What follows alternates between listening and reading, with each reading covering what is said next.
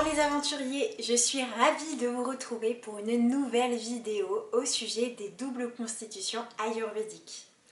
Aujourd'hui, nous allons voir la double constitution Kapha-Vata.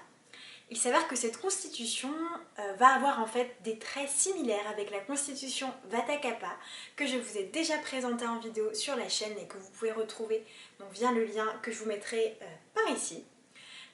Mais il y a quand même de nettes différences, tout simplement parce que la manière en fait dont les doshas vont se comporter dans le corps et dans le mental, on va avoir quand même une prédominance du dosha Kapha qui est en plus grande proportion dans cette constitution ayurvédique.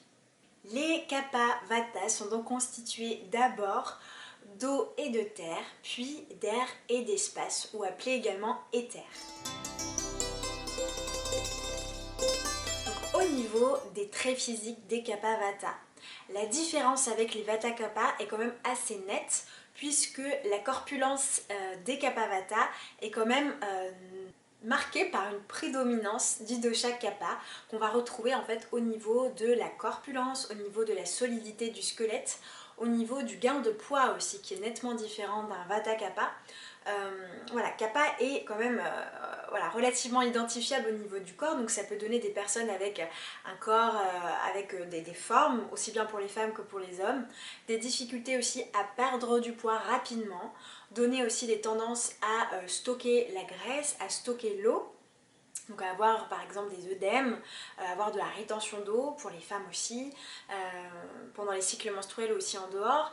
Ça peut donner aussi des personnes en fait qui dès qu'elles angoissent à cause de leur vata qui va donner beaucoup de mouvements intérieurs, vont alors prendre du poids émotionnel en fait. Donc c'est vraiment une constitution qui peut prendre du poids émotionnellement très facilement. Ensuite, au niveau des traits physiques, là c'est vraiment, ça dépend des personnes, mais on va retrouver aussi cette, comme pour les Vata Kapha, cette alternance entre les deux doshas prédominants de la constitution. Donc ça peut donner par exemple aussi bien une peau grasse qu'une peau sèche, ça peut donner des traits physiques assez larges, ça peut donner par exemple un gros nez, des petits yeux, des grandes lèvres, des petites dents. Voilà, ça va être assez mélangé au niveau du corps, mais c'est quand même Kapha qui prédomine pour la structure corporelle. Vous pouvez retrouver les traits physiques du dosha Kapha et du dosha Vata sur les vidéos dédiées que j'ai réalisées au sujet des doshas sur la chaîne. Je vous mettrai le lien ici et en barre d'infos pour pouvoir retrouver les vidéos. Et comme ça, vous aurez donc plus de détails au niveau des traits physiques pour l'un et pour l'autre. Cela vous parlera peut-être et vous verrez en fait la différence et l'alliance que peuvent avoir ces deux doshas en vous.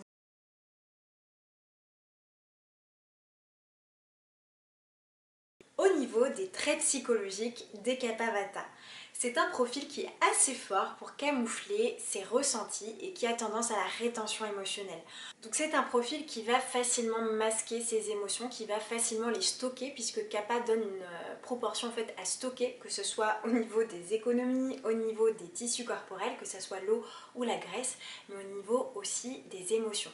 C'est vraiment un profil qui a une grande capacité d'écoute, d'amour pour les autres aussi, et qui peut du coup énormément retenir ses émotions par souci en fait d'harmonie avec les autres, par pudeur et par aussi souci de protection de lui-même. Donc c'est un profil en général qui peut avoir peur en fait des démonstrations affectives et qui ne va pas facilement se confier à n'importe qui.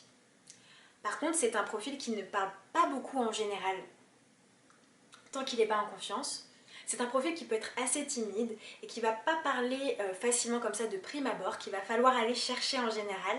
Mais une fois qu'il est en sécurité et qu'il se sent bien, là le Vata va pouvoir en fait trouver sa porte d'entrée pour communiquer, se libérer au niveau du verbal et vraiment pouvoir s'adonner à l'un de ses plaisirs favoris qui est de parler sans tomber dans la logorée non plus, mais de parler et d'échanger avec les autres. Ça c'est très important pour un Kapha-Vata. À partir du moment où il se sent en sécurité, il y a une envie d'échanger, de communiquer avec l'autre qui le nourrit vraiment profondément. Le côté Vata va leur donner beaucoup de mouvements intérieurs, d'anxiété, de sensibilité vis-à-vis de tout ce qui peut se passer dans leur environnement. Mais les Kapha-Vata, donc comme je vous le disais juste avant, ont du mal à s'exprimer. Et c'est aussi une difficulté vis-à-vis d'eux-mêmes à s'avouer en fait leur propre anxiété. Donc ça peut être des personnes qui vont nier en fait tout simplement ce qu'elles peuvent ressentir ou le refouler tellement profondément dans leur inconscient qu'en fait elles ne se rendent pas compte de ce qui se passe, donc au niveau de leur corps et au niveau de leur mental, de leur stress également. Donc ce sont des personnes qui ont quand même un grand seuil de tolérance parce que Kappa leur donne beaucoup de force, beaucoup de patience, beaucoup d'écoute, beaucoup de tolérance également. C'est un profil en général qui est assez prudent au niveau des actions qu'elles peuvent mettre en place. Par exemple, c'est un profil qui va être assez économe, qui va être assez prévoyant, assez observateur, assez tatillon, assez lent dans sa prise de décision. Vraiment, il y a une grande prudence qui peut émerger des Kappa Vata. Tout simplement parce que ce sont des personnes qui ont un détachement aussi compliqué que pour les Vata Kappa. Là, on retrouve en fait cette similitude entre les deux profils, puisque en général, quand les personnes ont beaucoup de Kappa, ça donne de la difficulté à se détacher des personnes et des biens matériels qu'elles ont mis du temps en fait à soit acquérir ou alors qui vont leur faire rappeler certains moments en fait importants. Ou alors ça va être des relations qui ont vraiment une grande place dans leur cœur, elles ont mis du temps à s'attacher et du coup par effet de ricochet elles vont avoir du mal en fait à s'en détacher. Donc il y a la peur de l'abandon qui peut être assez présente chez ce profil, qui est nourrie du coup par cette prédominance en Kappa, mais il y a également la peur en général du manque, qui elle est plutôt affiliée en fait au dosha Vata, qui en général voilà, a peur de manquer et aime bien être rassurée au niveau aussi de sa sécurité. Le côté sécurité on le retrouve pour les Vata et pour les Kappa, et donc ça peut donner vraiment une constitution qui a peur pour sa sécurité. Donc du coup ça peut aussi donner lieu à des personnes qui ont un cercle amical en général très actif. Ce ne sont pas des personnes qui sont très solitaires. Je le vois aussi personnellement en consultation. En général les Kappa Vata ou les Vata Kappa ne sont pas si solitaires que ça. Elles ont vraiment besoin d'être entourées par contre de personnes fiables et fidèles. Ça c'est vraiment quelque chose qu'on retrouve pour les deux doubles constitutions. Par contre c'est un profil qui n'aime pas du tout les conflits et qui du coup peut énormément pardonner et encaisser en fait pour ne justement pas troubler l'harmonie d'une relation. Donc ça peut tout à fait être une qualité comme un défaut, puisque c'est des personnes qui, comme elles n'osent pas dire les choses frontalement aussi, peuvent du coup supporter beaucoup de choses par souci en fait d'harmonie avec la personne et pour ne pas créer en fait de conflit et pour ne pas être désaimer de la personne. C'est un profil en général qui est très organisé comme quand elles n'ont pas le choix de l'être. C'est-à-dire que professionnellement, ça peut être des personnes vraiment très organisées, très méticuleuses, très pointilleuses, qui respectent les règles par exemple de la hiérarchie, qui ne sont pas du tout rebelles et qui ne vont pas s'emporter facilement. Par contre, dès lors qu'elles ont le choix en fait de ne pas être rigoureuses, elles peuvent basculer voilà, dans un espèce de petit bordel organisé, notamment si ça concerne leur propre maison. Puisque donc elles ont le choix en fait de le faire, et quand un Kappa Vata a le choix, en général il ne se fait pas prier.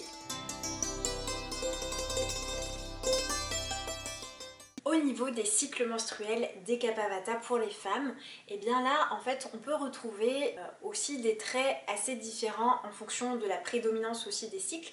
Ça peut donner des cycles très réguliers comme très irréguliers. En général ce sont des personnes qui ne vont pas sentir la colère monter en elles parce qu'elles n'ont pas de pitta. Donc c'est plutôt, il va y avoir plutôt une tendance à l'intériorisation des émotions ou alors à ressentir de la tristesse ou même de la dépression pendant les cycles menstruels. Au niveau du corps, là on peut avoir en fait tendance à de la rétention d'eau au niveau de la poitrine, avec une poitrine qui peut être douloureuse. On peut aussi avoir de la rétention d'eau au niveau du corps de manière un peu plus diffuse, ou alors avoir tendance à des ballonnements ou à un ralentissement du système digestif, voire à de la constipation pendant les cycles menstruels. Au niveau du flux et du cycle, le cycle va être plutôt régulier, mais le flux, la consistance du flux peut passer de quelque chose d'abondant à un flux beaucoup plus faible. Ça dépendra des cycles et de l'équilibre de vos doshas au moment de vos différents cycles. En général, la fécondité est plutôt bonne puisqu'il y a une prédominance du dosha Kappa, donc ce sont des personnes qui peuvent tomber enceintes assez facilement.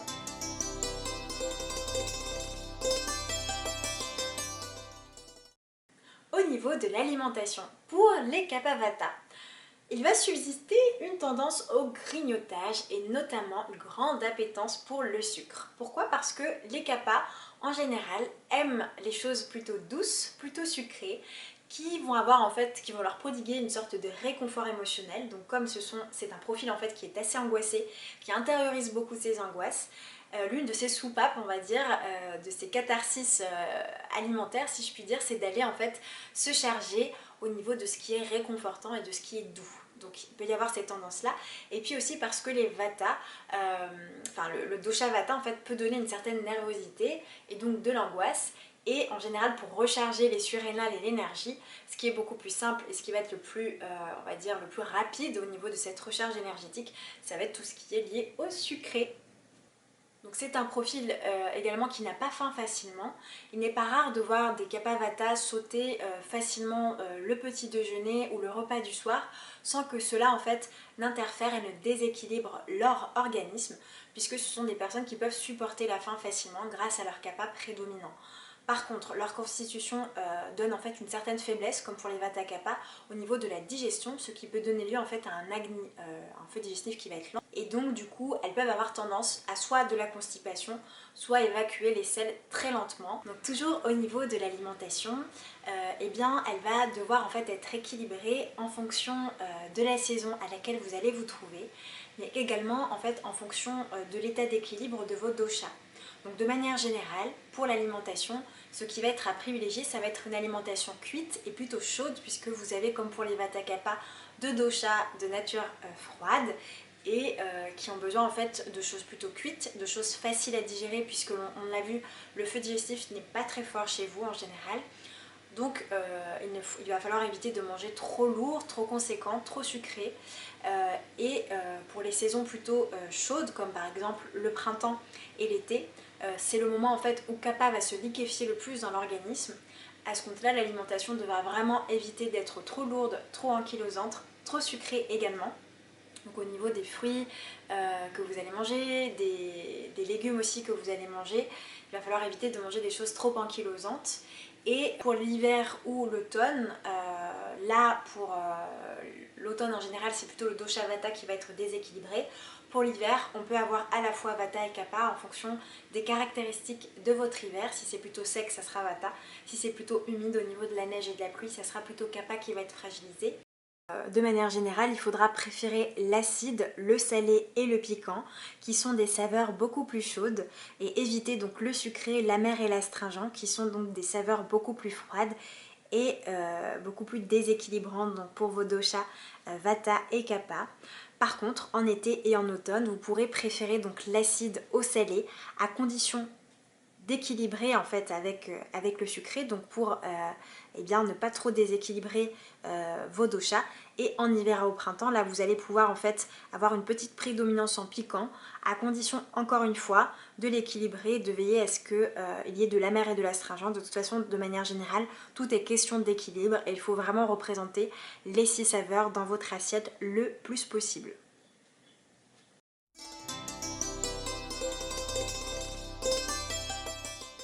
Au niveau des conseils ayurvédiques que je peux vous partager pour équilibrer votre constitution, et bien comme je vous l'ai dit tout à l'heure, les deux peurs les plus grandes de cette constitution sont la peur du manque et la peur de l'abandon. Donc c'est très important en fait que vous puissiez travailler dessus avec pourquoi pas la répétition de mantras, l'équilibrage également du chakra racine, du chakra également sacré, voire du chakra du plexus solaire, qui vont donc du coup travailler sur ces énergies en fait de sécurité, de matérialité, de réalisation concrète et vous permettre de vous rassurer vis-à-vis en fait de votre capacité à vous réaliser. Donc votre profil a tendance à éviter de sortir de sa zone de confort parce que la zone de confort pour des personnes kapha dominantes, c'est quelque chose de confortable. Mais le problème c'est qu'en restant dans votre zone de confort, vous avez tendance en fait à vous ankyloser mentalement et à toujours rester sur les mêmes réflexes. Donc le fait en fait de sortir de votre zone de confort en par exemple changeant de sport, en allant fréquenter des personnes que vous ne connaissez pas, en allant vous inscrire dans des associations, en allant découvrir des nouveaux lieux, en changeant en fait vos repas, en essayant d'adapter vos repas avec de nouvelles épices par exemple, en allant découvrir de nouvelles saveurs. Tout ça, ça va permettre en fait de ne pas rester en fait dans cette énergie de confort, de créer une énergie aussi de stimulation qui va en fait vous équilibrer tout simplement. Pareil, au niveau de votre rapport social, eh bien ne fuyez pas, ne soyez pas trop dans la fuite, ne soyez pas trop dans la peur ou trop dans la timidité. Essayez en fait de trouver un juste milieu entre votre envie qui est importante d'aller créer des nouveaux liens avec les personnes et en même temps de vous assurer que ces personnes partagent les mêmes valeurs que vous et qu'elles ne sont pas trop dérangeantes pour votre sécurité. N'hésitez pas non plus à vous réchauffer de l'intérieur et au niveau de l'extérieur. Donc si là le soleil revient en ce moment, donc si il fait beau en fait là où vous habitez, n'hésitez pas à sortir au soleil pour vous réchauffer et permettre en fait de créer de la sudation et donc de transpirer. Tout ce qui est en rapport avec la transpiration est très bénéfique pour les Kapha qui ont tendance en fait à accumuler les fluides au niveau du corps, à accumuler le mucus, à accumuler l'eau dans le corps. Donc ça va vous permettre aussi de vous équilibrer. Tout ce qui est sauna également au moment du printemps ou même l'hiver, n'hésitez pas à réaliser, avoir des moments en fait où vous allez pouvoir faire du sauna pour, pareil que pour le soleil, vous faire transpirer. Voilà les aventuriers, donc j'espère que tous ces conseils et ces descriptifs vis-à-vis de la constitution Kapha-Vata ont été clairs pour vous. J'espère que vous avez pu vous reconnaître dans cette constitution pour toutes les personnes qui se demandaient, qui hésitaient en fait vis-à-vis des autres vidéos que j'ai pu réaliser. N'hésitez pas en commentaire à m'indiquer si jamais vous vous reconnaissez en Kapha-Vata, ça me ferait très plaisir d'échanger avec vous. N'hésitez pas à me dire aussi comment est-ce que vous vivez en fait cette constitution, comment est-ce que vous arrivez à l'apprivoiser. N'hésitez pas non plus à liker la vidéo pour m'aider à partager le plus possible au niveau en fait de l'Ayurveda et des autres sujets qui me tiennent à cœur, donc à faire connaître la chaîne des Aventures Vertes de Sophie. Et n'hésitez pas non plus à vous abonner donc pour rejoindre la communauté des aventuriers verts qui grandit de jour en jour. Je vous fais de gros bisous et je vous dis à très vite pour une nouvelle vidéo. À bientôt les aventuriers!